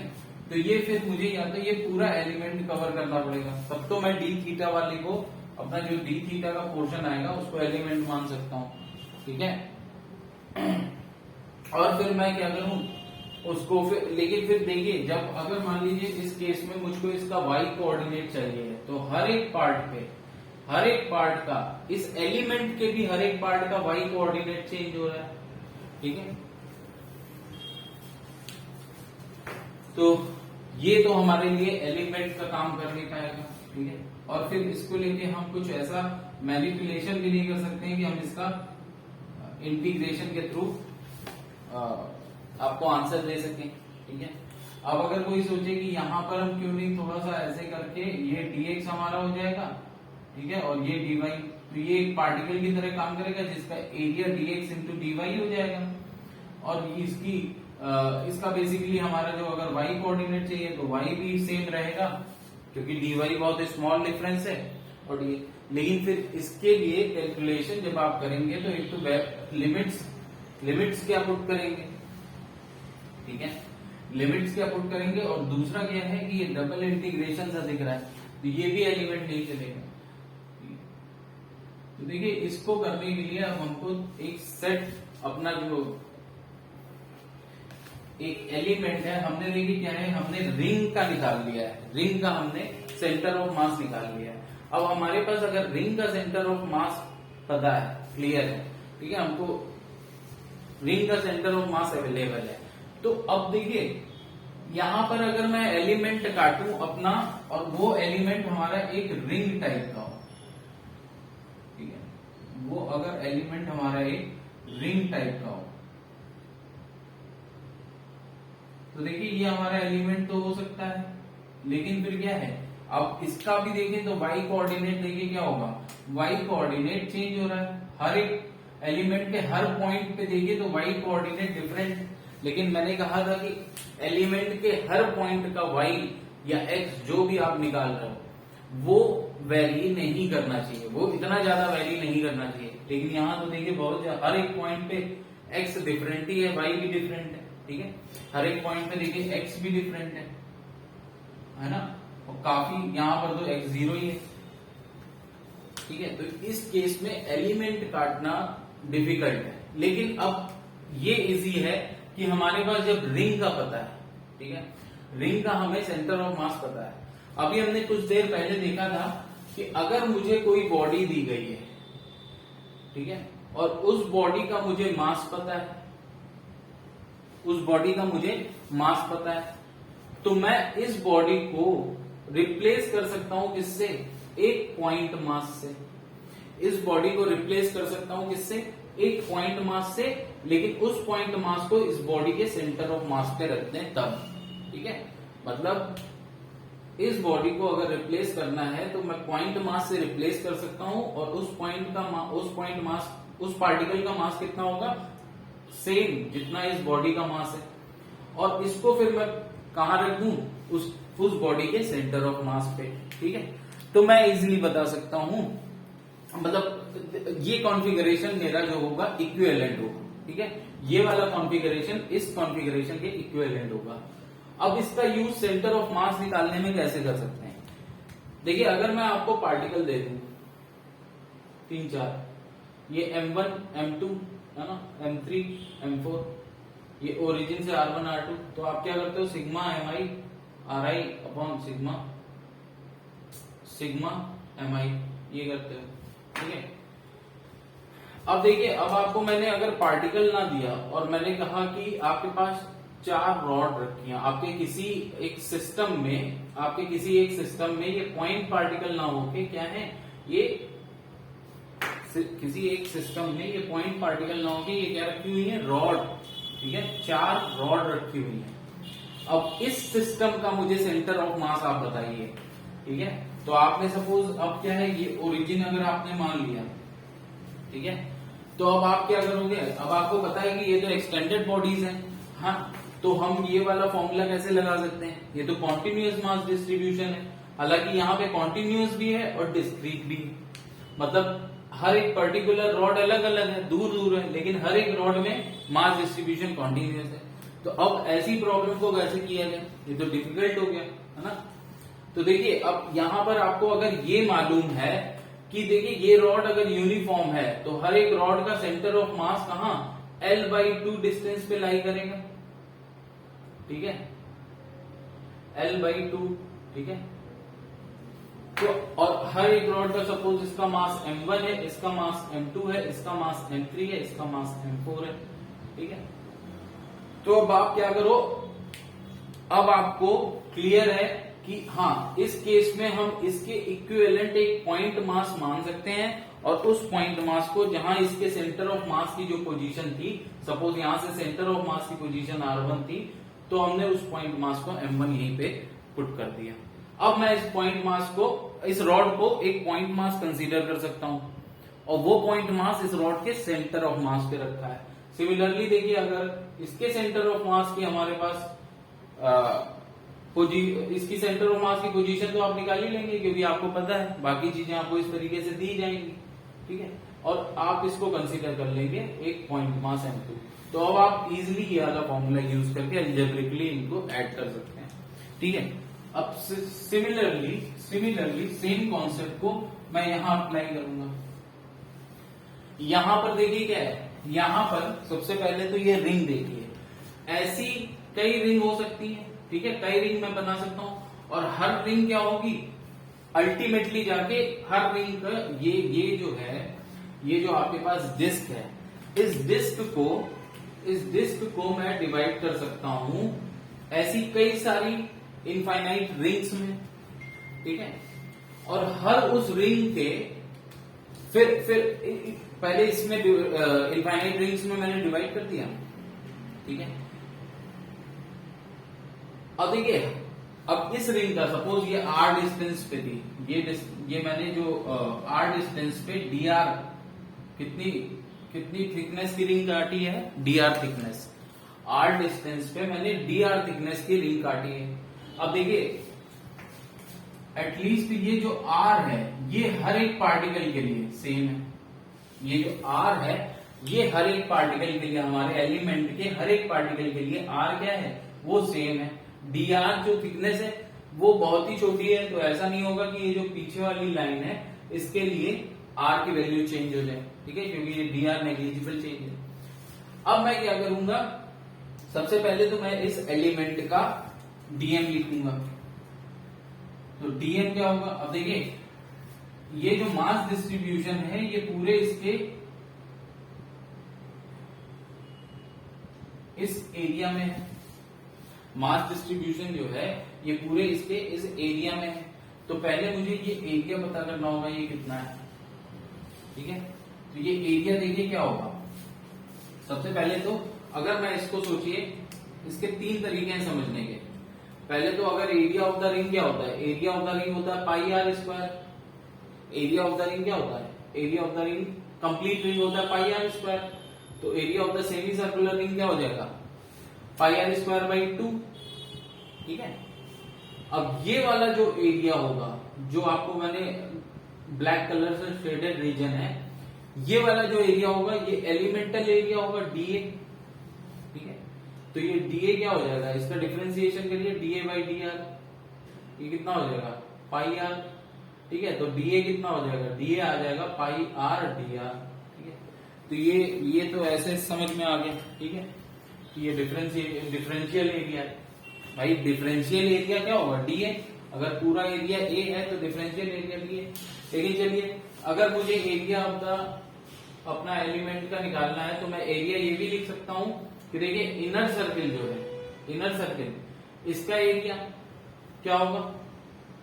देखिए एक सर्किल ये है अंदर वाली लाइन से और एक सर्किल है ये बाहर वाली लाइन में। तो बाहर वाले का एरिया कितना होगा? वो होगा pi r plus d r whole square. और अंदर वाले का एरिया कितना होगा? ये होगा पाई आर स्क्वायर, राइट। भाई जो बाहर वाला सर्किल है, सेमी सर्किल, ठीक है, बाहर वाला सेमी सर्किल जो है, इसको देखिए मैं मल्टीप्लाई कर रहा हूं 1/2 से क्योंकि सेमी सर्किल है। बाहर वाला जो सेमी सर्किल है एलिमेंट के बाहर वाला, ठीक है, रेड कलर से मैं बना दे रहा हूं। रेड कलर की जो बाउंड्री है इसके अंदर जो सेमी सर्किल है उसका एरिया क्या होगा? Pi r plus d r whole square by 2। और ये जो ब्लैक वाला सेमी सर्किल है इसके अंदर का एरिया हो जाएगा पाई आर स्क्वायर बाई 2। अब बाहर वाले से अंदर वाले को माइनस करोगे तो शेडेड रीजन का आ जाएगा, ठीक है। तो अब आप यहां पर जब ओपन करेंगे तो देखिए pi r square d r square आएगा, pi r square plus pi d r square. तो डी आर तो देखिए अपने आप में ही काफी छोटा है, it's very very small, tending to 0 होता है, ठीक है। तो डी आर स्क्वायर तो और भी ज्यादा छोटा होगा। तो इस टर्म को नेग्लेक्ट कर देंगे, इस टर्म को नेग्लेक्ट कर देंगे। बाकी आएगा देखिए 2 pi r d r minus pi r square और ये बाहर 1/2, ठीक है। मैं क्या बोल रहा हूं, ये तो देखिए कैंसिल हो गया। Pi d r whole square, d r square, d r क्या होता है? डिफरेंशियल रेडियस, जो कि अपने आप में ही बहुत ही कम है, टेंडिंग टू 0। तो डी आर स्क्वायर तो और भी ज्यादा कम हो जाएगा, तो दैट विल बी 0, ठीक है। तो मैं इसको 0 ही मान ले रहा हूं। तो बचा क्या area? 2 pi r d are 1/2 से मल्टीप्लाई हुआ, पाई आर डी आर हो गया।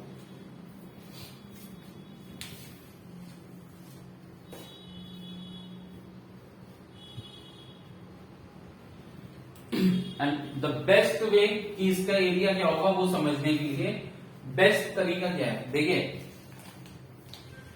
इसको मैं बाहर निकाल लेता हूं, ठीक है। ये जो रिंग मैंने काटी, एलिमेंट जो काटा है, इसको मैं बाहर निकाल लेता हूं और इसको सीधा कर देता हूं, ठीक है। तो देखिए ये कुछ ऐसा बन जाएगा, ठीक है, ऐसा कुछ बन जाएगा। इसको मैंने बाहर निकाला और सीधा कर दिया, राइट। तो ये देखिए क्या हो जाएगा, ये कुछ एक इस तरीके की स्ट्रिप होगी, इस तरीके की स्ट्रिप होगी, ठीक है। अब ये स्ट्रिप समझिए, ये स्ट्रिप की ये लेंथ कितनी होगी?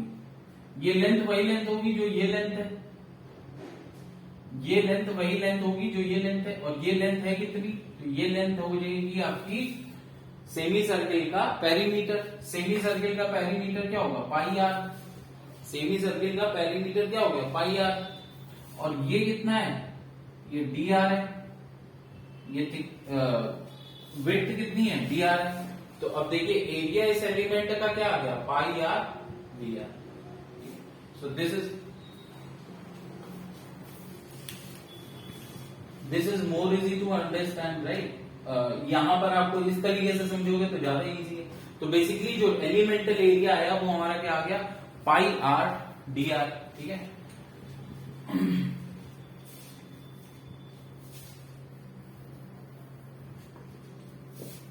तो अगर मैं देखिए अब ये क्या है, यहां पर हम यहां पर ये हम 2D में काम कर रहे हैं, राइट, 2 डायमेंशनल बॉडी में काम कर रहे हैं। तो हमारा जो डीएम होगा वो क्या होगा, सिग्मा इंटू डी। सिग्मा क्या होता है, surface charge density. Uniform rod है तो सरफेस चार्ज डेंसिटी क्या होगी, अगर टोटल मास हमारा जो है डिस्क का, फिर से हमको दिया गया है टोटल मास कैपिटल एम, और इसकी रेडियस हमको जो दी गई है ये दी गई है आर। ठीक है, रेडियस हमको दी गई है आर, तो एम और आर सेमी सर्कुलर के ये दिया गया था। तो देखिए सिग्मा क्या हो जाएगा, m upon pi r square by 2। ठीक है, तो ये basically 2m upon pi r square, ये सिग्मा हो जाएगी हमारी, इंटू डीए। अब डीए क्या है, डीए है हमारा पाई आर डी आर। ये देखिए कैपिटल आर है और ये स्मॉल आर है। स्मॉल आर है हमारा रेडियस एलिमेंट जो हमने काटा है उसकी, है ना, और कैपिटल आर है डिस्क की रेडियस। अब देखिए पाई पाई कैंसिल हो जाएगा, डीएम आपका क्या आ गया, डीएम आपका आ गया 2m बाई आर स्क्वायर, ये हो गया, और ये आर डी आर।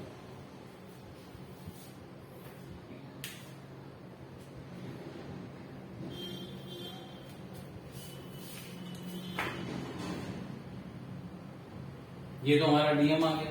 लेकिन अब देखिए हमारे पास अगर मैं वाई सी निकालने चलूं सपोज, देखिए एक्स तो अभी भी समझ में आ रहा है क्या है, एक्स कोऑर्डिनेट, एक्स सी 0 होगा। क्यों, क्योंकि अलोंग द एक्स एक्सिस, अगर आप दोनों साइड डिस्ट्रीब्यूशन देखिए, अलोंग द एक्स एक्सिस अगर आप मास का डिस्ट्रीब्यूशन देखिए तो क्या है, सेम है। अलोंग द एक्स एक्सिस अगर मैं मास का डिस्ट्रीब्यूशन देखूं दोनों साइड तो सेम है। तो बाई सिमिलैरिटी मैं लिख सकता हूं, by symmetry, not similarity, by symmetry, ना, symmetrical distribution on both the sides of the along the, on both the side along the x axis. ठीक है, ओरिजिन आपने अगर ये माना है तो on both the side along x axis, या फिर आप लिख सकते हैं on both the sides of the y axis. ठीक है, तो वो दोनों तरफ, वाई एक्सिस के दोनों तरफ, ठीक है, वाई एक्सिस के दोनों तरफ है क्या, एक्स एक्सिस। ठीक है, तो एक्स एक्सिस की तरफ अगर मैं देखूं तो क्या है, along the x axis mass distribution कैसा है, सिमेट्रिकल, सिमेट्री है। तो बाई सिमेट्री एक्स सी तो 0 हो गया। अब आती है वाई सी की बात। तो वाई सी अगर मैं निकालने यहां पर इस मेथड से चलता हूं, suppose d m into y upon integral of d m. तो अभी हमने देखा क्या कि वाई कौन सा लेंगे, तो इस एलिमेंट का वाई देखिए हर पार्टिकल के लिए अलग है, तो ये मेथड तो नहीं काम करेगा, ये मेथड तो नहीं काम करेगा।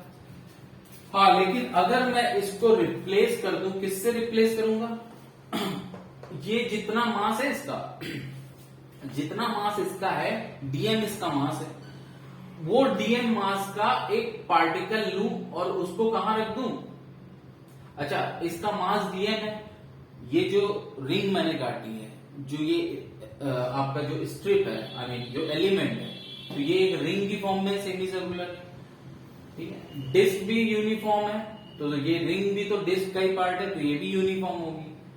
तो इस केस में इसका जो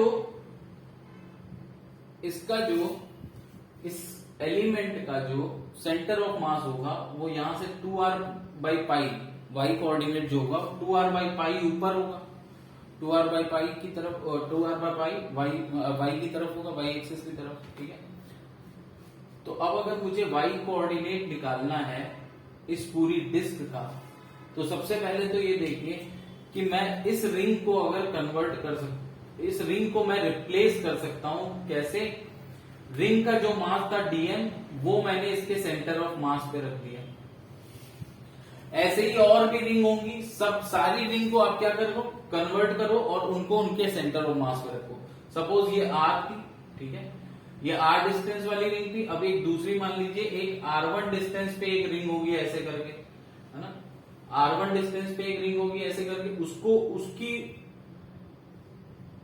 उसका सेंटर ऑफ मास आएगा कुछ 2r1/पाई, इतना ऊपर आएगा। तो उस स्ट्रिप को मैं रिप्लेस कर दे रहा हूं, सपोज उसका मास dm डैश था, ठीक है, उसमें dm डैश में बस यहां r1 हो जाएगा और कुछ चेंज थोड़े होगा, यहां dr1, ठीक है। अब ऐसी कई स्ट्रिप्स हैं जिनको आप कन्वर्ट कर दोगे इस तरीके से, और फिर क्या करोगे, इन सबके मास को मल्टीप्लाई करोगे इनके y कोऑर्डिनेट से, और इनको ऐड करोगे और डिवाइड कर दोगे इन सारे मास को भी ऐड कर दोगे। वही तो है ना सिग्मा mi आ रही है अपॉन सिग्मा mi, यहाँ sigma mi yi upon sigma mi मिलेगा, ठीक है। तो बेसिकली हमको यही करना है। तो अब लेकिन यहाँ पर है क्या, यहाँ पर हमारा एलिमेंट कैसे कॉन्टिन्यूअस डिस्ट्रीब्यूशन वाला है, तो हम अलजेब्रिक एडिशन ना जाके हम क्या करेंगे, इंटीग्रेशन करेंगे। अब इंटीग्रेशन कैसे करेंगे, देखिए अब ये पॉइंट मास हो गया ना,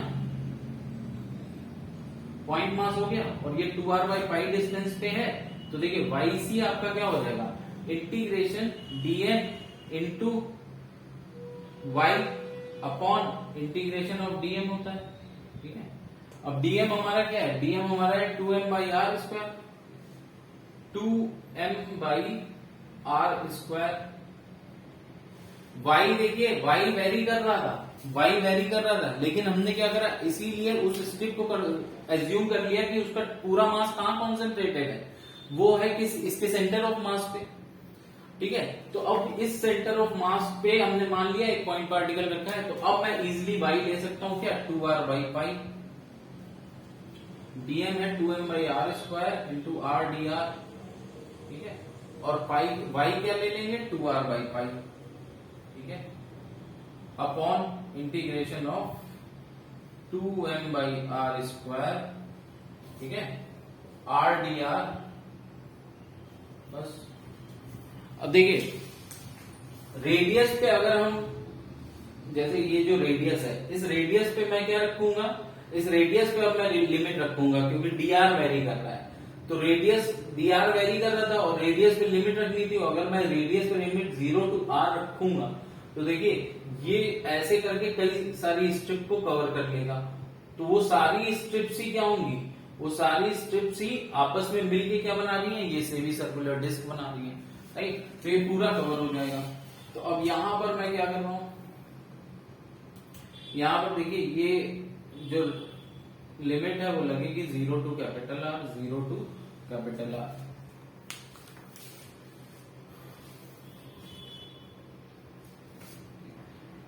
अब इसको आप बस सॉल्व करेंगे, आंसर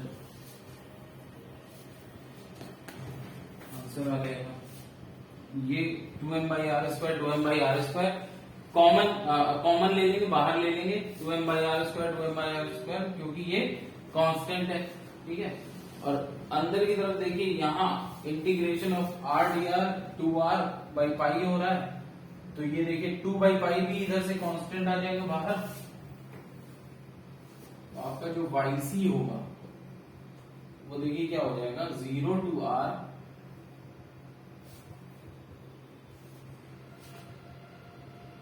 r² dr, और 2/पाई मैंने बाहर ले लिया, ठीक है, 2/पाई बाहर और r² dr, नीचे क्या हो जाएगा, 0 to r dr, ये हो गया 2/पाई, ठीक है, 2/पाई, ये r³ आएगा, r³/3 आएगा, ठीक है, तो ये हो जाएगा r³/3, नीचे r²/2 आएगा, तो r²/2, जब लिमिट्स पुट कर देंगे आप, ठीक है।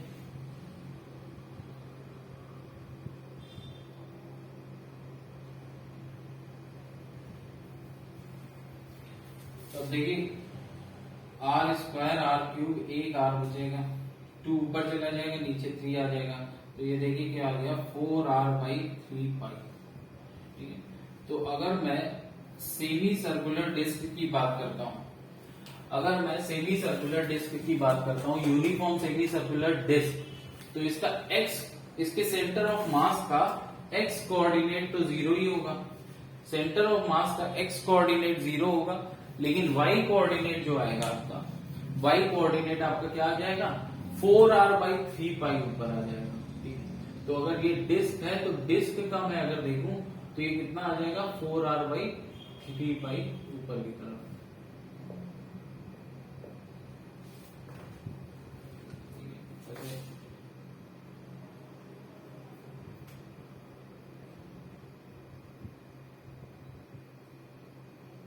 देखिए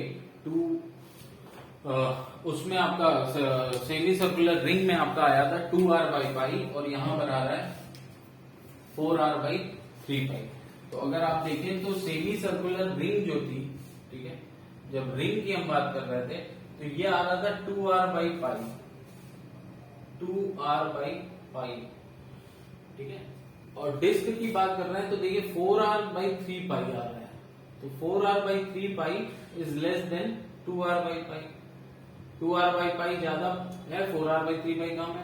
तो यहां पर जब डिस्क है तो सेंटर ऑफ मास इसका कम ऊपर शिफ्ट हुआ, लेकिन जब रिंग है तो सेंटर ऑफ मास इसका ज्यादा ऊपर शिफ्ट हो गया।